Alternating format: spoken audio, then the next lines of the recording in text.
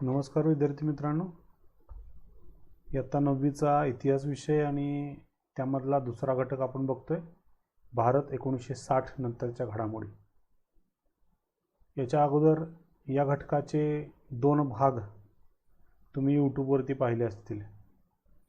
ज्या कोणी ते भाग पाहिले नाही त्यांनी डिस्क्रिप्शन बॉक्समधल्या लिंकवरती क्लिक करून ते भाग पाहू शकता। आतापर्यंत आपण 1960 पासून ते अगदी 2000 पर्यंतचा कालखंड आणि या कालखंडामध्ये कोणकोणत्या महत्त्वाच्या घडामोडी आपण पाहिल्या, त्यामध्ये भारताला कोणकोणत्या समस्यांना सामोरं जावं लागलं, भारतानं किती युद्ध खेळली, युद्धाचे परिणाम काय झाले, राजकीय घडामोडी काय घडल्या, प्रधानमंत्र्यांची कारकीर्द थोड्याफार प्रमाणात आपण या घटकामध्ये अभ्यासलेली आहे। आता राजकीय घडामोडींव्यतिरिक्त आपल्याला या 1960 नंतरच्या घडामोडीमध्ये भारताच्या विकासासाठी कोणकोणती पावलं उचलली, कोणकोणत्या योजना राबवल्या, आर्थिक धोरणं कोणती राबवली, ह्या सगळ्या गोष्टींचा उहापोह आपल्याला आता या भागामध्ये करायचा आहे। पण तत्पूर्वी हे सगळं करत असताना 1947 नंतर मिळालेलं स्वातंत्र्य आणि स्वातंत्र्यानंतर भारताची असणारी परिस्थिती, मग त्या परिस्थितीमध्ये त्या समस्यांमध्ये सुधारणा करून येणाऱ्या आव्हानांना सामोरं जाऊन एका वेगळ्या भारताची निर्मिती, विकसित राष्ट्राचं स्वप्न बघून भारताची निर्मिती आपल्याला करायची होती आणि त्या दृष्टिकोनातून कशा पद्धतीनं आपली आत्तापर्यंतची वाटचाल चालू आहे याचा अभ्यास आपल्याला या ठिकाणी करायचा आहे। मग आता या घटकामध्ये स्वातंत्र्योत्तर काळातील भारतीय अर्थव्यवस्था आणि त्या अर्थव्यवस्थेची उद्दिष्टे आपल्याला या ठिकाणी पाहणं गरजेचं आहे, कारण कोणताही देश विकसित होण्यासाठी मुख्यत्वे करून त्याची अर्थव्यवस्था मजबूत असावी लागते। उदाहरणार्थ, जगाच्या पाठीवरती 2 महासत्ता तुम्हाला माहिती आहेत, अमेरिका आणि रशिया। सोव्हिएत युनियनच्या विघटनानंतर फक्त एकच महासत्ता उरली, ती म्हणजे अमेरिका। त्यापाठोपाठ चीनचा देखील नंबर लागतो। हे का? तर आज या देशांच्या अर्थव्यवस्था खूप मोठ्या आहेत, त्यांची आर्थिक उलाढाल भव्य दिव्य आहे। ज्यावेळेस एखाद्या देशाची अर्थव्यवस्था किंवा आर्थिक उलाढाल मोठी होते, त्यावेळेस खऱ्या अर्थानं तो देश प्रगती करतोय हे त्याचं द्योतक आहे। मग भारताला देखील अर्थव्यवस्थेमध्ये सुधारणा घडवून आणणं गरजेचं होतं। भारताचा देखील अर्थकारणाच्या दृष्टिकोनातून भारताला मजबूत व्हायचं होतं, कारण 1947 पर्यंत इंग्रजांनी आणि परकीय सत्तांनी भारतामध्ये जी लूट माजवली होती, त्या लुटीमुळे भारतावरती मोठ्या प्रमाणावरती आर्थिक संकट निर्माण झालेलं होतं। भारतावरती हजारो लाखो कोटी रुपयांचं कर्ज देखील होतं। मग अशा परिस्थितीला सामोरं जाऊन भारताला आर्थिकदृष्ट्या स्वावलंबी बनवणं हे उद्दिष्ट तत्कालीन प्रधानमंत्र्यांचं होतं, असं आपल्याला पाहायला मिळालं। मग आता अर्थव्यवस्था सुधारायची आहे, तर या अर्थव्यवस्थेची उद्दिष्ट देखील असायला पाहिजेत की ती उद्दिष्टे आपण साध्य करून आपली भारताची अर्थव्यवस्था मजबूत करता येईल। त्यामध्ये अर्थव्यवस्थेचं आधुनिकीकरण करणं, आधुनिक अर्थव्यवस्थेमध्ये कोणकोणत्या नवीन संकल्पना आणता येतील त्या दृष्टिकोनातून विचार करणं आणि एका नव्या भारताची निर्मिती या अर्थव्यवस्थेच्या आधुनिकीकरणात करणं हे सगळं महत्त्वाचं होतं। त्यामुळे हे एक महत्त्वाचं उद्दिष्ट या भारतीय अर्थव्यवस्थेच्या उद्दिष्टामध्ये समाविष्ट केलेलं आहे। त्याचबरोबर आर्थिक स्वावलंबन, एक कोणत्याही क्षेत्रामध्ये प्रगती करायची झाली तर ते क्षेत्र स्वावलंबी असावं लागतं। औद्योगिक क्षेत्र असेल किंवा शेतीविषयक क्षेत्र असेल किंवा कोणतंही क्षेत्र असेल, त्या क्षेत्रामध्ये ज्यावेळेस पतपुरवठा होतो, पत म्हणजे आर्थिक पुरवठा होतो, आणि हा आर्थिक पुरवठा कुठनं होतोय त्याच्यावरती त्याच्या मर्यादा अवलंबून असतात। उदाहरणार्थ, कदाचित आपण कर्ज घेऊन देखील पुरवठा करून उत्पादनाची साधने निर्माण करू शकतो, परंतु त्या कर्जापोटी आपल्याला खूप मोठ्या प्रमाणावरती व्याज देखील चुकवावं लागतं. म्हणून आर्थिक स्वावलंबन हे अतिशय महत्त्वाचं आहे. परंतु कर्ज ही देखील एक गोष्ट महत्त्वाची असते, कारण कर्जाशिवाय देखील पुढं प्रगती करता येत नाही. परंतु घेतलेलं कर्ज फेडण्याची ताकद देखील आपल्याला तेवढी निर्माण करावी लागते आणि कर्ज एवढं घ्यावं की भविष्यामध्ये आपण ते सहजरित्या फेडू शकू. नाहीतर आपला आवाका छोटा आणि मोठा आवाक्यानं जर आपण कर्ज उचललं तर कदाचित या कर्जाच्या बोजाखाली आपण सगळे दबून जाऊ. म्हणून या ठिकाणी आर्थिक स्वावलंबनाच्या दृष्टिकोनातून पावलं उचलणं अतिशय महत्त्वाचं आहे. म्हणजे आर्थिकदृष्ट्या कोणाच्यावरती अवलंबून न राहता आपला भारत देश स्वतः आर्थिकदृष्ट्या उन्नत असेल, स्वतःचा पैसा स्वतः निर्माण करणारा जर असेल तर नक्कीच भारत महासत्ता बनू शकेल. म्हणून आर्थिक स्वावलंबन हे उद्दिष्ट आपल्या भारतीय अर्थव्यवस्थेच्या उद्दिष्टामध्ये दिलं गेलं आहे. त्याचबरोबर या आर्थिक विकासाबरोबर सर्व जनतेला सामाजिक न्याय देखील मिळायला हवा. फक्त असं व्हायला नको की सरकारनं योजना आखल्यात, आर्थिकदृष्ट्या ज्या योजना आखल्यात त्या योजना फक्त एखाद्या विशिष्ट वर्गापुरत्या, एखाद्या विशिष्ट धर्मापुरत्या, ही बाब योग्य नसते. लोकशाहीमध्ये आणि त्यातही भारताची धर्मनिरपेक्ष लोकशाही आणि या धर्मनिरपेक्ष लोकशाहीमध्ये प्रत्येक समाजाचा घटक जो वंचित असेल, मागासवर्गीय असेल, अल्पसंख्याक असेल किंवा कुणीही असेल, प्रत्येक घटकापर्यंत ह्या आर्थिक योजना पोचल्या पाहिजेत आणि त्याच वेळेस खऱ्या अर्थानं जनतेला न्याय मिळेल, सामाजिक न्याय मिळेल. म्हणून सामाजिक न्याय हे देखील उद्दिष्ट या अर्थव्यवस्थेमध्ये निर्माण केलेलं आहे की जेणेकरून अर्थव्यवस्था अशा रीतीनं आपल्याला मजबूत करता येईल की त्या ठिकाणी सामाजिक न्याय व्यवस्था निर्माण आपल्याला करता येईल. त्याचबरोबर समाजवादी समाजरचना. आता समाजवादी समाजरचनेमध्ये समाजवाद हा देखील महत्त्वाचा भाग आहे. आता हा एक वेगळाच टॉपिक आहे, तुम्हाला बऱ्याचदा कदाचित मी सांगितलं असेल की कार्ल मार्क्सचा जो वर्ग सिद्धांत होता, उत्पादनाची साधने ही कष्ट करणाऱ्या व्यक्तीच्या ताब्यामध्ये असायला पाहिजेत, नाहीतर दोन मोठे वर्ग निर्माण होतील, भांडवलदार एक आणि कामगार एक. जर भांडवलदाराकडे उत्पादनाची साधनं असतील तर भांडवलदार मोठा होईल आणि कर्मचारी किंवा कामगार वर्ग गरीब राहील. मग यामध्ये समाजवादी समाजरचना राहणार नाही. समाजवाद म्हणजे थोडक्यात काय, समाजामध्ये योग्य पद्धतीनं आर्थिक वितरण समान पद्धतीचं असायला पाहिजे, तो समाजवाद. समाजातला कोणताही घटक गरीब असता कामा नये. गरीबातल्या गरीब व्यक्तीला आर्थिकदृष्ट्या उन्नत करण्याचा मार्ग त्या ठिकाणी मोकळा असायला पाहिजे. म्हणून उत्पादनाची साधने ज्या व्यक्तीच्या ताब्यामध्ये असतात ती व्यक्ती खऱ्या अर्थानं कोणावरतीही अवलंबून राहत नाही आणि ती उन्नतीकडे वाटचाल करते. म्हणून उत्पादनाची साधने प्रत्येक व्यक्तीच्या ताब्यामध्ये असायला पाहिजेत. ही समाजवादी रचना या भारतामध्ये निर्माण करणं गरजेचं होतं. नुसतं ॲक्च्युली लोकशाही म्हटलं की भांडवलशाहीवरती आधारित असलेली लोकशाही असं मानलं जातं. परंतु या भांडवलशाहीबरोबर आता भांडवलदार देखील तितकेच महत्त्वाचे असतात. का महत्त्वाचे असतात? कारण एकंदर पूर्णतः जर सगळा राज्यकारभार, सगळी अर्थव्यवस्था सरकारच्या ताब्यामध्ये जर असेल तर सरकारकडे तेवढा पतपुरवठा देखील नसतो. त्यामुळे भांडवलदारांची देखील साथ घ्यावी लागते त्याला आणि म्हणून भांडवलदारांची देखील तितकीच आवश्यकता असते. परंतु उत्पादनाची सर्व साधनं भांडवलदारांच्याच ताब्यामध्ये न राहता काही साधनं सार्वजनिकरित्या किंवा समाजाच्या मालकीची देखील असायला हवीत. म्हणून सार्वजनिक क्षेत्र देखील निर्माण करणं गरजेचं होतं.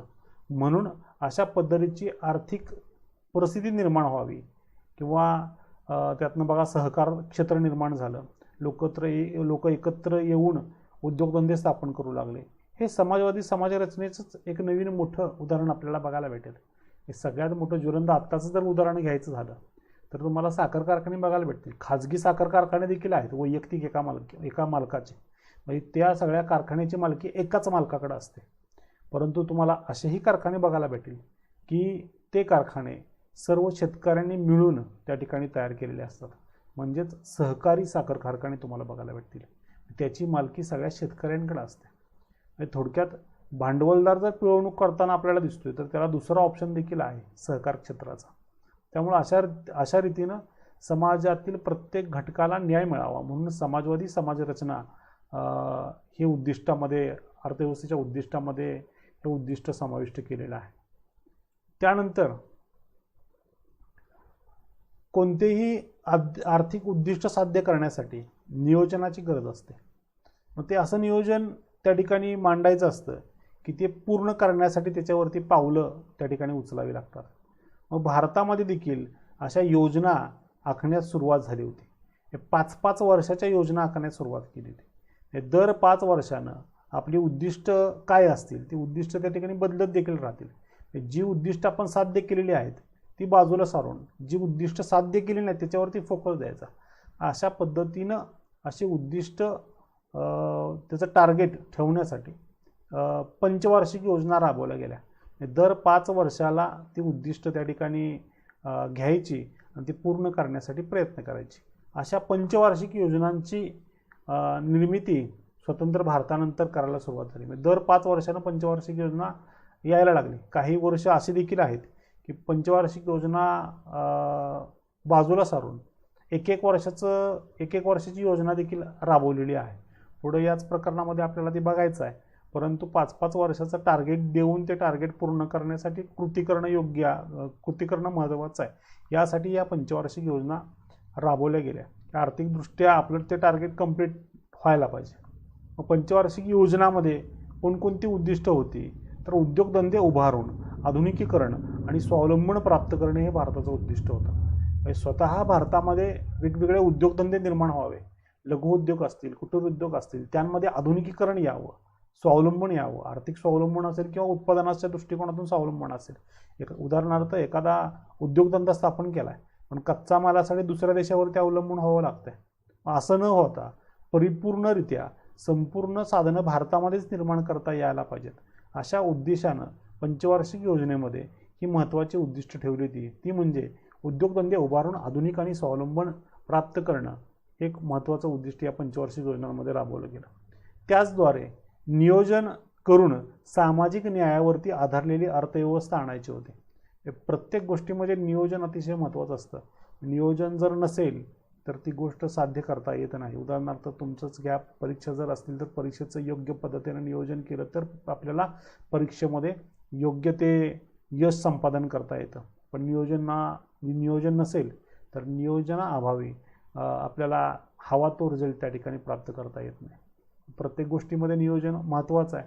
आर्थिक नियोजनात तरी आपण का मागं पडावं. म्हणून नियोजनाद्वारे आपल्याला सामाजिक न्यायावरती आधारलेली अर्थव्यवस्था आणायची होती.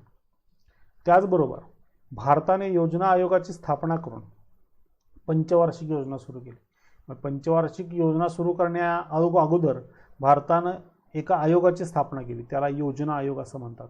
मग भारतानं या योजना आयोगाची स्थापना केली आणि पंचवार्षिक योजना सुरू केली आणि या योजना आयोगाच्या माध्यमातून ही उद्दिष्ट साध्य करण्याचा प्रयत्न केला जातो.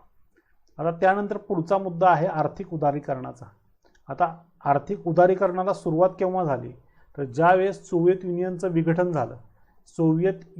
विघटन झालं की शीतयुद्ध संपलं. सोव्हिएत युनियन म्हणजे तुम्हाला काय सांगितलेलं आहे मी की ज्यावेळेस दुसरं महायुद्ध संपल्यानंतर अमेरिका आणि सोव्हिएत युनियनमध्ये एक संघर्ष निर्माण झाला. वर्चस्ववादाचा संघर्ष होता तो.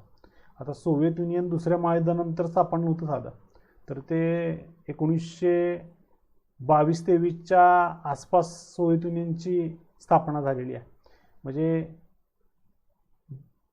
रशिया आणि रशियाच्या आजूबाजूचे जे 12-13 देश आहेत की ज्यांनी समाजवादी समाजव्यवस्था निर्माण केलेली आहे. म्हणजे मार्क्सवादी विचारसरणीवर आधारित असणारी समाजवादी समाजरचना ज्यांनी स्वीकारली. जसं लोकशाही ही शासन पद्धती आहे तशी समाजवादी ही देखील शासन पद्धती आहे.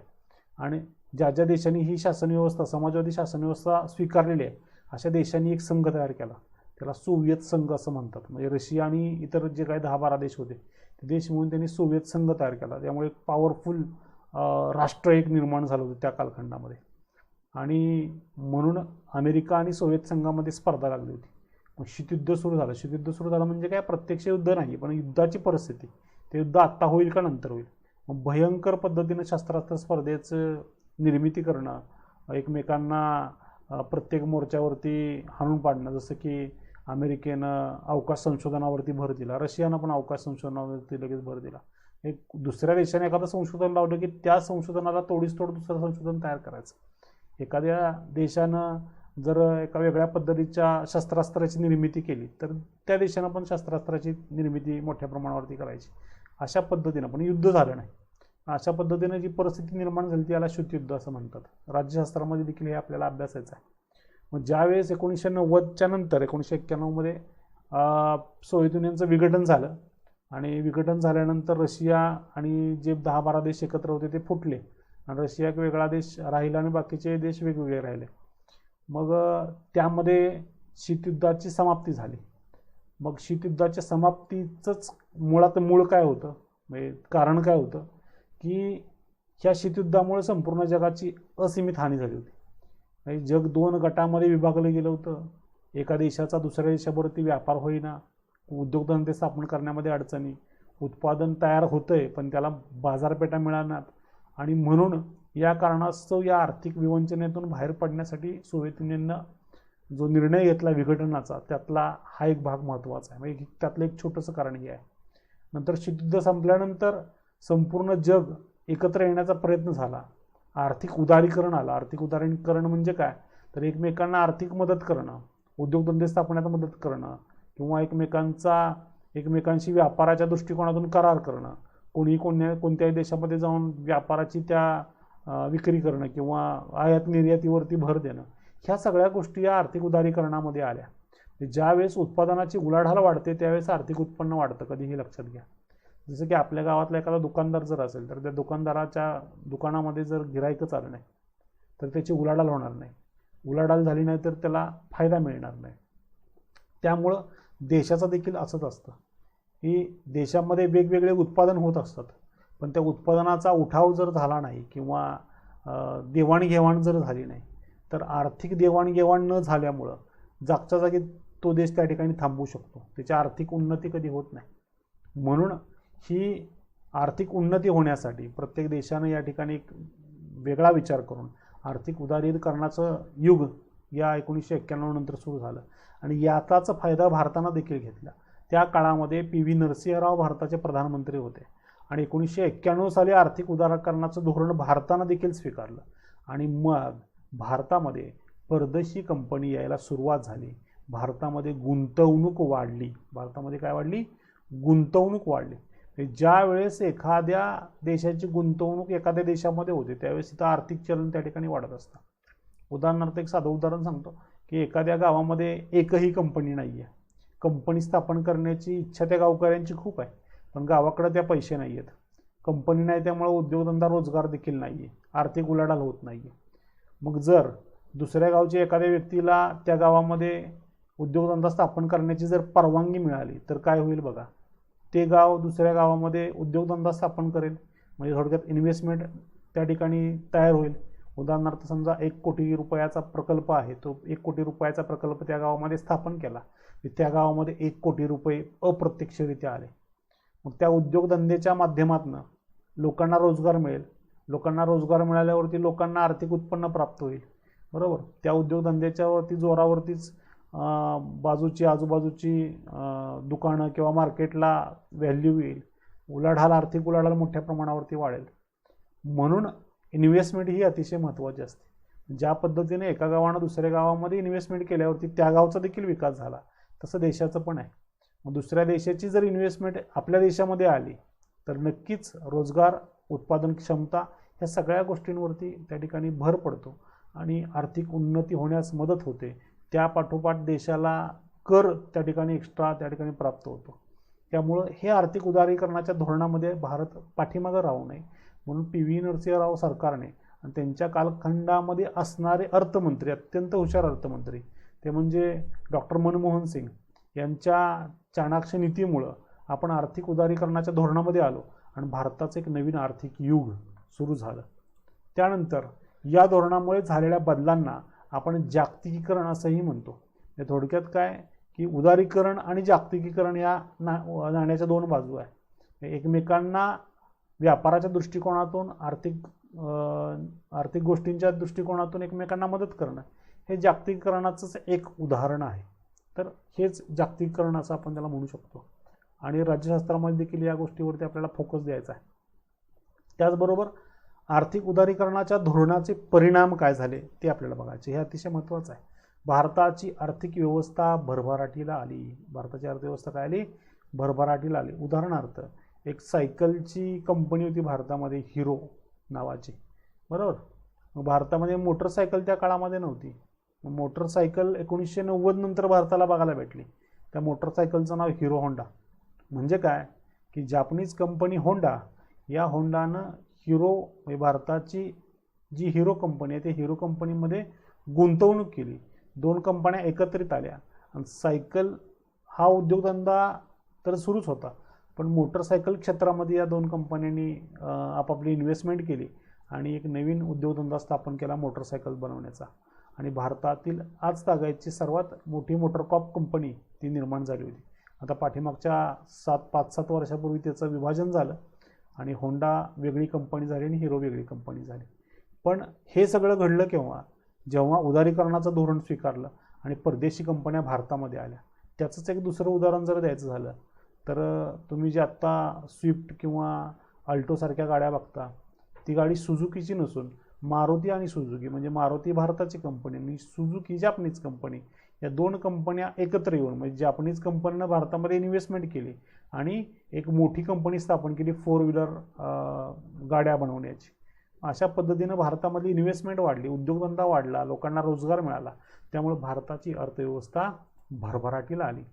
त्याचबरोबर भारतातील गुंतवणूक वाढली. तुम्हाला गुंतवणूक वाढण्याचे परिणाम सांगितले, गुंतवणूक वाढल्यावरती किती फायदा होतो. त्याचबरोबर वैज्ञानिक क्षेत्रातील प्रगतीमुळे देखील अर्थव्यवस्था सुधारण्यास मदत झाली.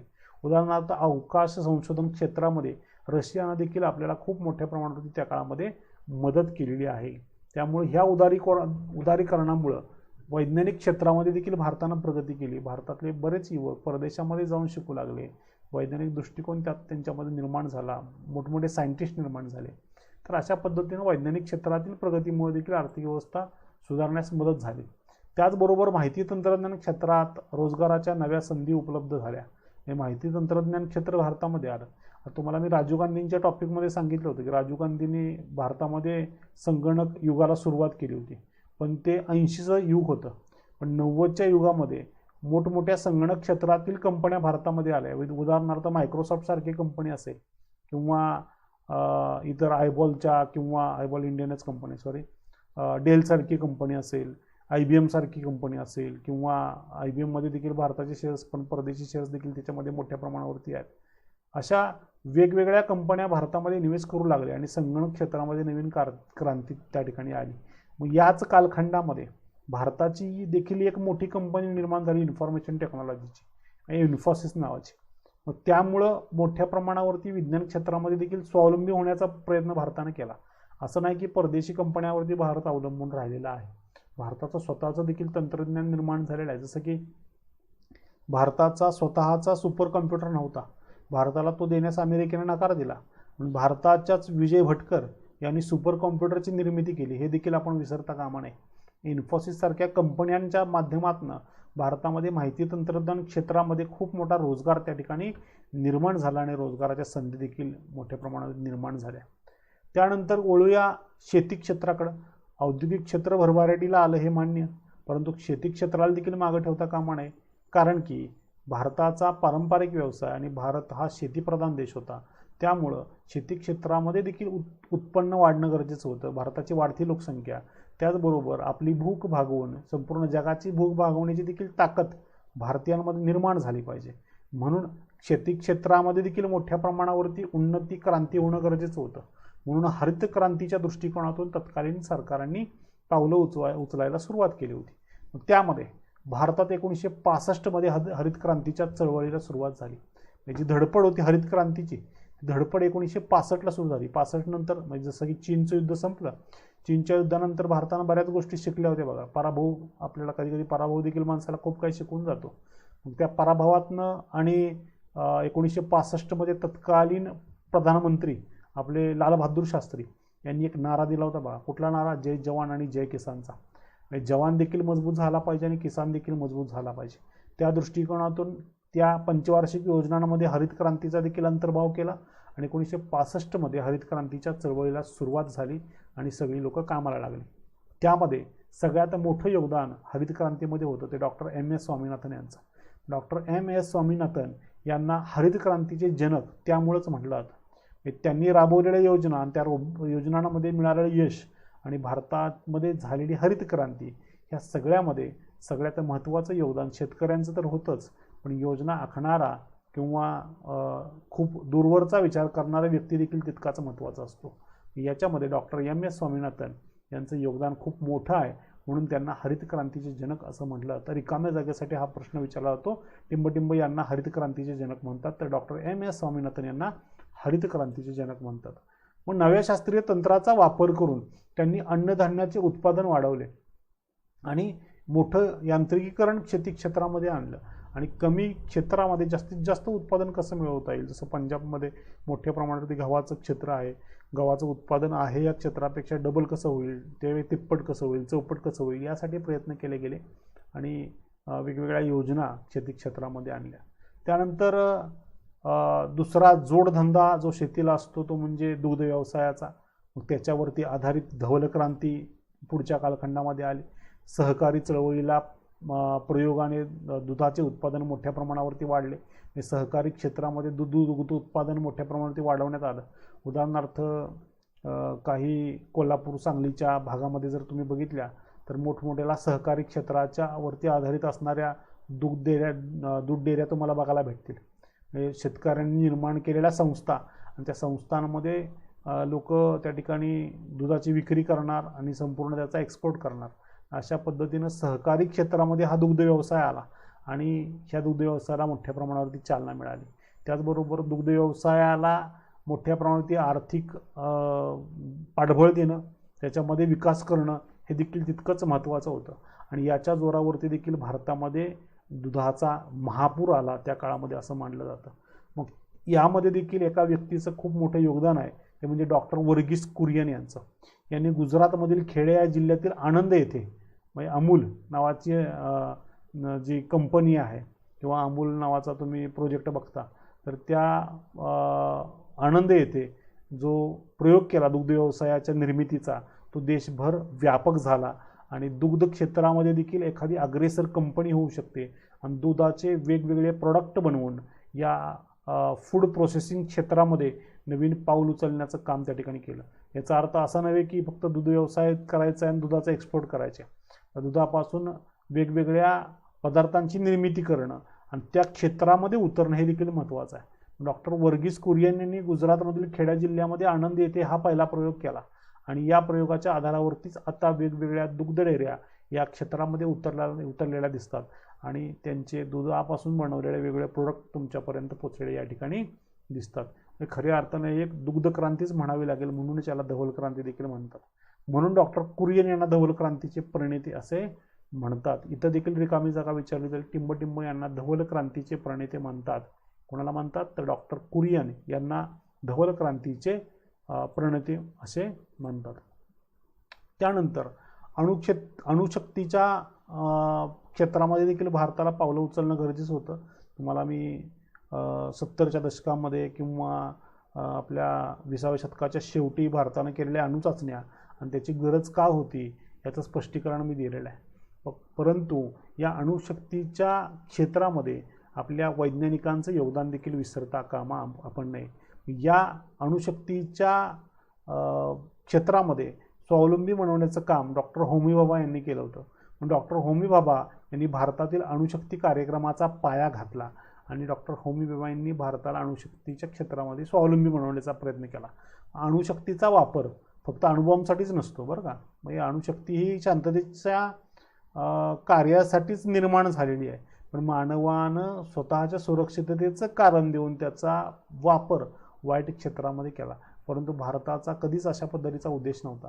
अणुशक्तीच्या वापरामध्ये वीज निर्मिती करणं, औषध क्षेत्रामध्ये, संरक्षण क्षेत्रामध्ये संशोधन करून, शेती क्षेत्रामध्ये देखील त्याचा वापर करून शांततेच्या कारणांसाठी अणुशक्तीचा वापर करण्यावरती भारतानं भर दिलेला आहे आणि हेच मुख्य उद्दिष्ट अणुशक्तीच्या क्षेत्रामध्ये स्वावलंबी होण्याचं आहे. मग यामध्ये डॉक्टर होमी भाभांचं काम विसरता कामा नाही. त्यामुळे अणुशक्ती म्हटलं की होमी भाभा हे नाव तुम्ही कधीही विसरू नका. त्याचबरोबर अवकाश संशोधन क्षेत्र देखील तितकंच महत्त्वाचं आहे. हल्लीच्या कालखंडामध्ये तुम्ही बघितलं चंद्रयान मोहीम असेल, मंगळयान मोहीम असेल, भारतानं अत्यंत स्वस्त दरामध्ये ह्या योजना राबवून जगाला दाखवून दिलं की भारत देखील एक महासत्ता बनण्याच्या मार्गावरती आहे. भारत देखील स्वयंपूर्ण झालेला आहे या क्षेत्रामध्ये. जसं की भारताची अवकाश संशोधन संघटना इस्रो म्हणजे इंडियन स्पेस रिसर्च ऑर्गनायझेशन म्हणजे इस्रो, या इस्रो संघटनेनं म्हणजे भारताच्या या संघटनेनं या क्षेत्रामध्ये अविस्मरणीय असे धोरणं राबवली, योजना राबवल्या, संशोधन केलं आणि भारताला अवकाश संशोधनामध्ये स्वावलंबी बनवण्याचं काम या संस्थेने केलेलं आपल्याला दिसतं. मग या आधारावरती 1975 साली भारतानं आर्यभट्ट हा पहिला उपग्रह आकाशात सोडला. याच्यावरती देखील रिकामी जागा विचारली जाते. 1975 साली भारतानं टिंबटिंब हा पहिला उपग्रह अवकाशामध्ये सोडला. कुठला तर आर्यभट्ट हा पहिला उपग्रह भारतानं अवकाशामध्ये सोडलेला आपल्याला माहिती असायला पाहिजे.